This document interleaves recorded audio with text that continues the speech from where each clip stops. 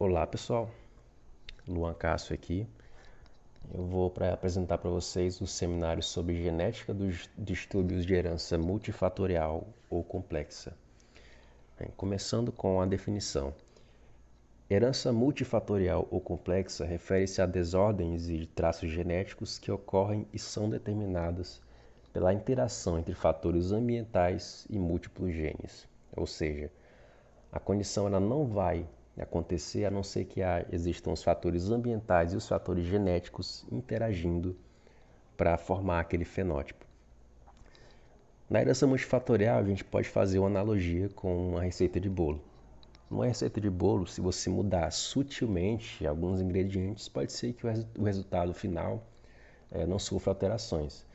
Mas se você mudar drasticamente algum ingrediente, pode ser que o bolo não saia como esperado no final. Da mesma forma, na herança multifatorial, se você mudar drasticamente fatores ambientais e fatores genéticos, pode ser que nós tenhamos a manifestação de um fenótipo. Principais características da herança multifatorial: a agregação familiar. As doenças multifatoriais elas se aglutinam nas famílias, pois elas costumam ocorrer em parentes próximos de indivíduos afetados numa frequência maior do que na população em geral. Apesar disso, os traços multifatoriais raramente seguem os padrões claros da herança mendeliana. Isso ocorre por conta da soma de fatores como interação gênica, heterogeneidade alélica de locus e fatores epigenéticos que, somados à influência ambiental, interagem de forma a acelerar, retardar ou proteger contra o desenvolvimento de doenças. Em muitos casos, os genes envolvidos nas desordens são desconhecidos, e quando são conhecidos, pouco se sabe sobre o papel daquele gene naquele fenótipo. Em traços que envolvem vários genes, cada gene ou adiciona ou subtrai do fenótipo, seguindo a distribuição normal, ou seja, poucos indivíduos estão nos extremos e muitos estão nos meios, por conta da baixa probabilidade de um indivíduo herdar múltiplos genes atuando na mesma direção. Da mesma forma, na herança multifatorial, os fatores ambientais adicionam ou subtraem do resultado final. Na herança multifatorial, as doenças podem ser classificadas em dois tipos, qualitativas ou quantitativas. O caráter qualitativo diz respeito à presença ou ausência de uma característica. Por exemplo, o indivíduo pode ou pode não ter o câncer, ou seja, o fenótipo está ou não está presente. Já o caráter quantitativo diz respeito a características que podem se dispersar em valores fisiologicamente mensuráveis, valores numéricos fisiologicamente mensuráveis. Por exemplo, a glicemia em jejum de um indivíduo pode ser mensurada e definida em uma grandeza numérica, que é geralmente miligramas por decilitro. Esses valores, a exemplo dos genes, também seguem a distribuição normal. As doenças ditas de causa multifatorial abrangem uma ampla gama de condições médicas, tais como doenças cardíacas e diabetes, condições congênitas como malformações cardíacas, defeitos no tubo neural, lábio leporino, fenda palatina e condições neurológicas como esquizofrenia, autismo e transtorno bipolar. Bem, em relação aos riscos de recorrência, alguns fatores norteiam essa característica nas desordens multifatoriais. Primeiro, grau de parentesco. O risco é aumentado em parentes de primeiro grau ou segundo grau de um indivíduo afetado e diminui substancialmente em parentes mais distantes. Para muitas doenças multifatoriais, se os pais são afetados ou um irmão é afetado, o risco de futura prole afetada é estimado em 3 a 5%. Em parentes de terceiro grau, como primos, por exemplo, o risco de recorrência é semelhante ao da população em geral. Segundo, o número de afetados. Quanto maior é o número de afetados numa família, maior é o risco de recorrência, pois isso reflete uma maior contribuição genética para o fenótipo. Terceiro, quanto mais grave é a desordem, maior é o risco de recorrência também. Por exemplo, se um dos pais nasceu com lábio leporino e fenda palatina, o risco de recorrência na prole é maior do que se ele tivesse apenas lábio leporino. Quarto, algumas desordens multifatoriais demonstram uma predileção pelo sexo. Se um indivíduo afetado pertence ao sexo que é menos afetado, o risco de recorrência em uma prole é maior. Por exemplo, a estenose pilórica é mais comum em homens. Se uma mulher é afetada, o risco de recorrência é aumentado para a prole em ambos os sexos. O irmão de uma mulher afetada possui 10% de risco de desenvolver estenose pilórica, enquanto um irmão de um homem afetado tem apenas 4% aproximadamente de risco. Um dos aspectos mais importantes do estudo de desordens multifatoriais é a estimativa da agregação familiar, ou seja, a estimativa de quanto aquela doença está mais presente na família do que na população em geral. Essa agregação ela pode ser determinada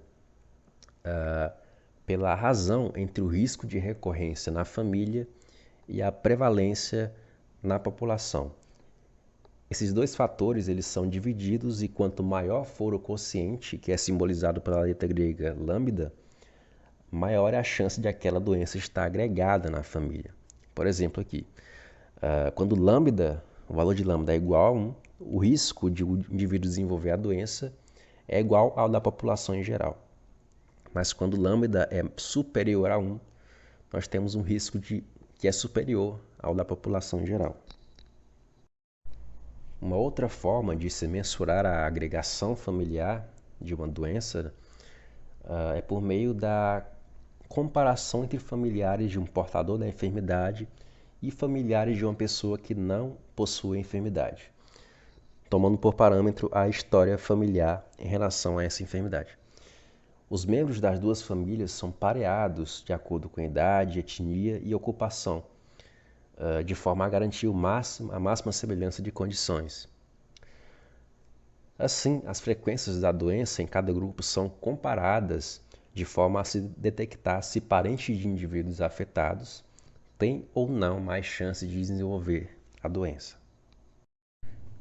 A concentração de características multifatoriais em uma família também é influenciada pelo compartilhamento de alelos. Quanto mais alelos determinantes de caracteres quantitativos são compartilhados, maior será a semelhança de característica entre os membros familiares, em comparação com a semelhança na população em geral.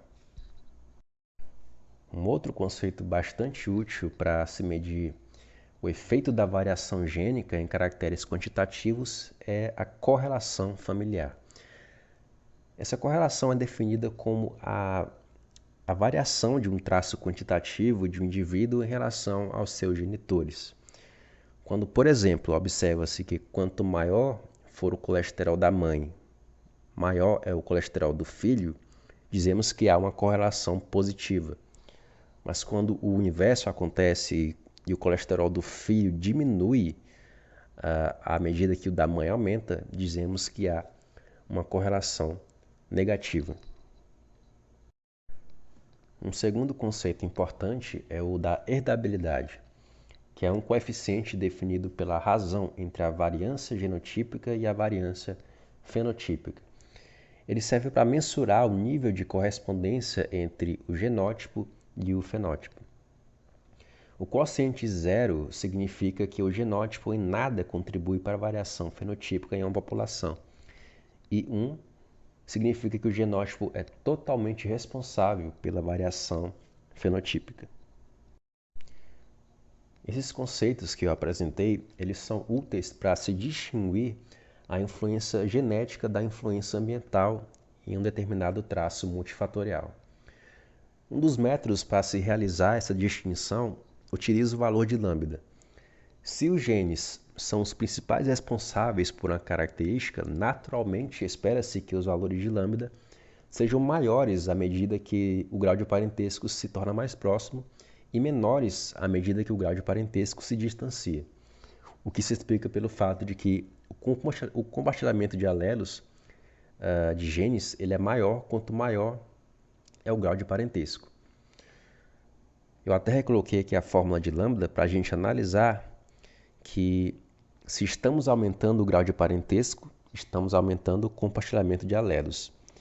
E esse aumento de compartilhamento de alelos aumenta também o risco de recorrência. E aqui na fórmula de lambda, vocês podem observar que o risco de recorrência é um numerador. Portanto, se eu aumento ele, eu estou aumentando o valor de lambda. Dentre todos os métodos existentes de se distinguir a influência ambiental da influência genética em distúrbios multifatoriais, a melhor possível é o estudo com gêmeos, pelo fato de gêmeos serem uma espécie de experimento na natureza. Os gêmeos, só recapitulando, eles podem ser monozigóticos ou dizigóticos, e a partir de agora eu vou apresentar monozigóticos com MZ e dizigóticos com DZ. Os gêmeos monozigóticos, eles são fruto de uma fecundação de um único espermatozoide em um único óvulo. E esse zigoto formado em algum momento é clivado em dois ou mais zigotos distintos, que darão origem a dois ou mais indivíduos geneticamente idênticos. Eles terão os mesmos alelos em todos os loci. Já os gêmeos dizigóticos, eles são fruto de duas fecundações distintas que ocorreram na mesma gestação. E, portanto, eles terão apenas 50% dos alelos em comum, a exemplo de todos os irmãos oriundos de gestações distintas. Um outro conceito importante é o da concordância entre gêmeos. Quando a doença acomete um dos irmãos gêmeos e também acomete o outro, dizemos que eles são concordantes para a doença. Quando a doença ocorre apenas em um dos irmãos, dizemos que eles são discordantes para a doença. A discordância entre gêmeos monozigóticos é uma forte evidência de que a causa da doença é multifatorial. Essa constatação é óbvia, pois, dado que eles possuem alelos idênticos, uma doença que ocorre em um, mas não ocorre no outro, não pode ter somente a genética como causa. E, portanto, deve-se suspeitar do ambiente como um possível cofator. Entretanto, o ambiente não é o único candidato a cofator. Essa segunda causa pode ser também uma mudança na regulação epigenética em um dos gêmeos, uma mutação somática ou ainda efeitos do envelhecimento. Um outro estudo interessante utilizando gêmeos é a comparação da concordância entre gêmeos monozigóticos e gêmeos dizigóticos. Uma concordância maior entre gêmeos monozigóticos em comparação com gêmeos dizigóticos indica uma maior contribuição da genética para a doença. Isso se explica pelo fato de que, se a doença tem um forte componente genético, ela terá maior probabilidade de se manifestar em duas pessoas com alelos idênticos e menor probabilidade de se manifestar em duas pessoas com alelos que são apenas 50% idênticos.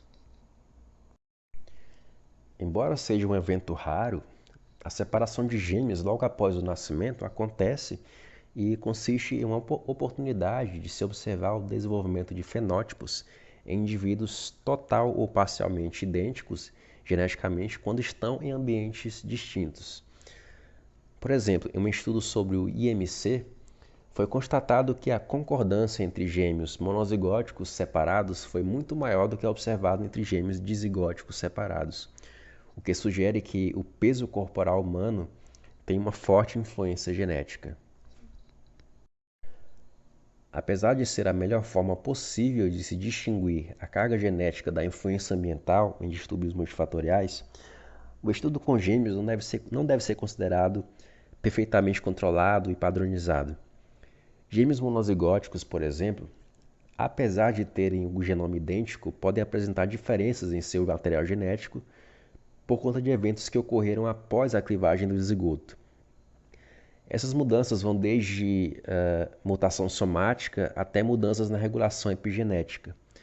Além disso, mulheres gêmeas monozigóticas possuem um fator a mais de distinção, que é a inativação aleatória do X. Duas mulheres gêmeas monozigóticas podem ter padrões de inativação do X totalmente distintos, que podem influenciar no genótipo de cada uma. Uma outra limitação consiste na suposição de que gêmeos criados juntos são expostos às mesmas condições. Essa prerrogativa não é confiável pelo fato de que gêmeos podem ser expostos a condições distintas, ainda que vivam no mesmo ambiente. Até mesmo na vida intrauterina, essa distinção pode acontecer, dado que gêmeos monozigóticos compartilham a mesma placenta e podem competir por ela, o que gera uma diferenciação na nutrição dos fetos. Bem, discorrendo agora sobre algumas desordens multifatoriais. Dentre as classes de doenças multifatoriais mais evidentes estão os distúrbios neuropsiquiátricos. A esquizofrenia, por exemplo, é uma doença mental que se manifesta na adolescência ou no início da vida adulta, provocando pensamentos delirantes, descolamento da realidade, alucinações e diversas outras alterações da cognição. Ela afeta cerca de 1% da população mundial e em estudos com gêmeos ela apresentou cerca de 40 a 60% de concordância entre gêmeos monozigóticos e de 10 a 16% de concordância entre gêmeos dizigóticos, com alto risco de recorrência entre parentes de primeiro e segundo grau do afetado.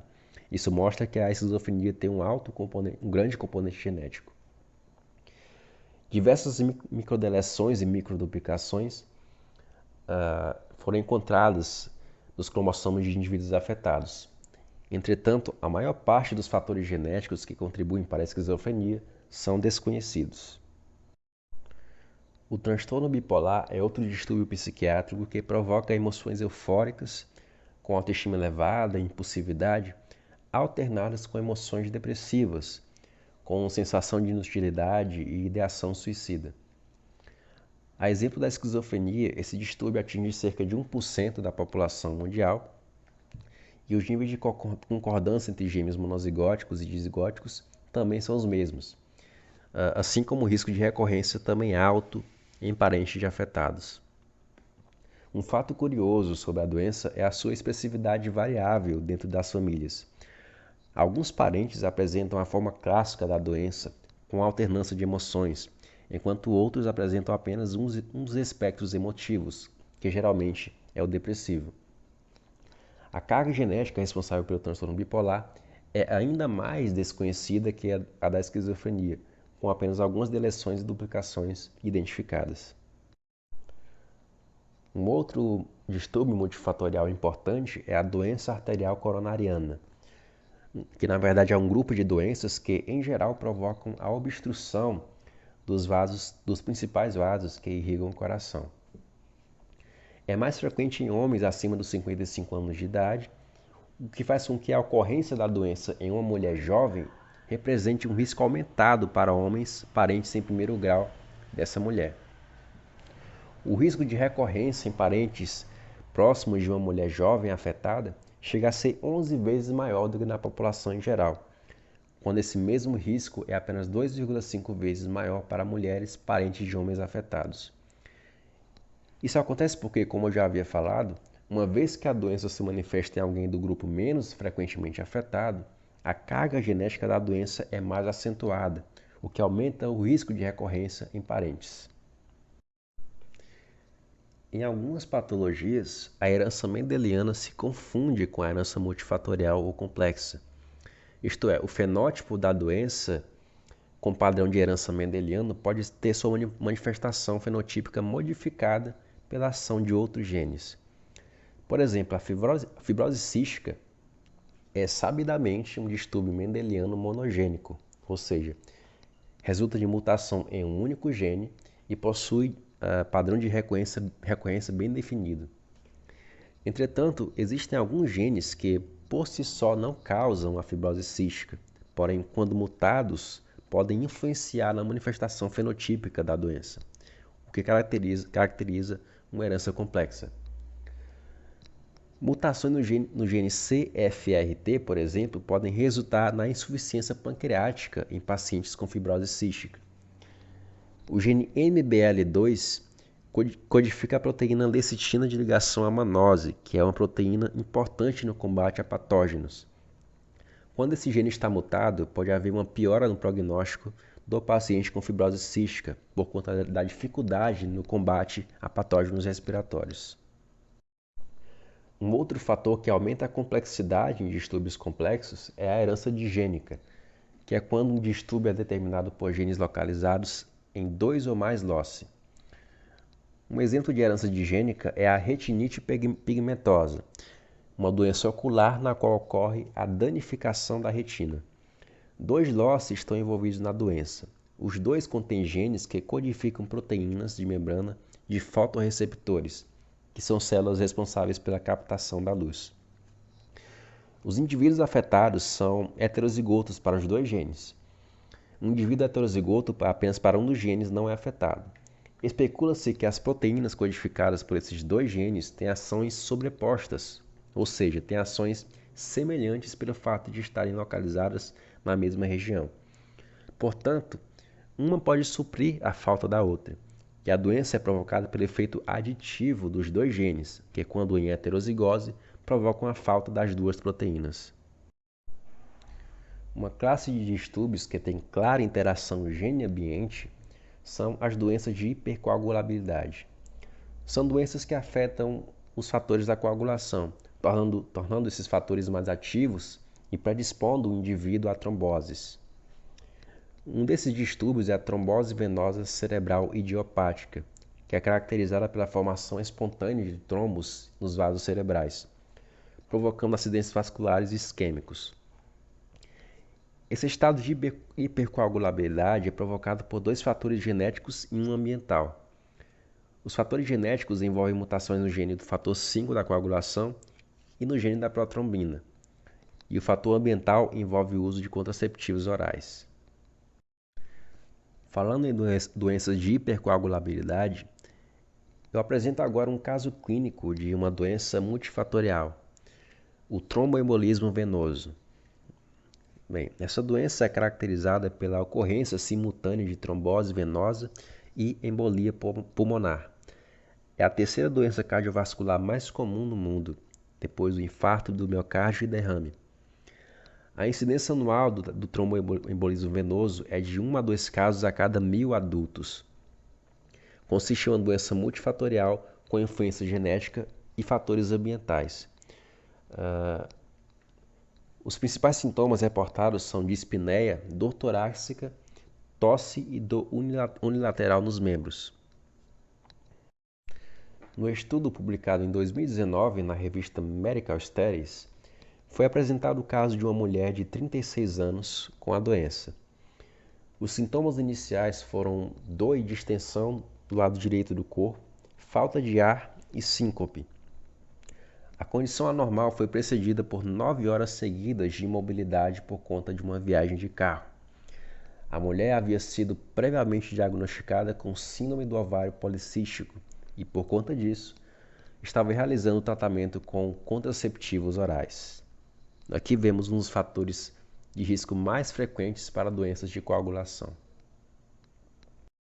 Um outro distúrbio multifatorial comum é a diabetes tipo 1, que é uma doença caracterizada pela falta de insulina devido à destruição autoimune das células beta-pancreáticas, mais especificamente as ilhotas de Langerhans, que são as células responsáveis pela produção de insulina.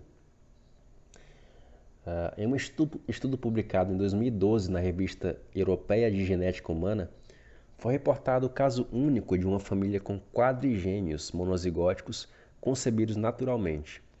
A comprovação de que eles eram de fato gêmeos monozigóticos foi feita por meio da análise de 14 diferentes polimorfismos de repetição curta em tandem, que se mostraram idênticos para os quatro. A diabetes tipo 1 foi diagnosticada em 2 deles. Ao mesmo tempo, um terceiro gêmeo foi diagnosticado com pré-diabetes. Notavelmente, todos os 4 gêmeos foram testados positivos para anticorpos anti-ilhotas. Exames sorológicos comprovaram que todos os quadrigêmeos e o pai deles haviam sofrido de uma recente infecção enteroviral. Além disso, dados de exames com microarranjos forneceram evidências de que a infecção viral, juntamente com a presença de citocinas inflamatórias, contribuíram para o desenvolvimento da diabetes tipo 1 em dois dos gêmeos. Nessa família temos um exemplo de predisposição genética para a autoimunidade contra as células pancreáticas, sendo precipitada por uma infecção viral, o que resultou na diabetes tipo 1. Um exemplo clássico de distúrbio multifatorial. Além disso, podemos observar nesse caso uma relativa concordância entre gêmeos monozigóticos, pois apesar de apenas 2 deles terem sido diagnosticados com diabetes tipo 1, os 2 estavam rumando para o desenvolvimento da doença, pois um estava com pré-diabetes e o outro possuía anticorpos anti-ilhotas. Isso demonstra que a diabetes tipo 1 em humanos possui forte componente genético. Em outro estudo publicado em 2019 na revista Clínica de Doença Muscular, temos um relato de caso envolvendo a doença de Kennedy, também chamada de atrofia muscular espinhal ou bulbar. Trata-se de um distúrbio recessivo ligado ao X, causado por uma expansão de repetições CAG no primeiro exon do gene receptor de andrógeno. Atrofia muscular, fraqueza e distúrbios sensoriais são parte do quadro clínico da doença.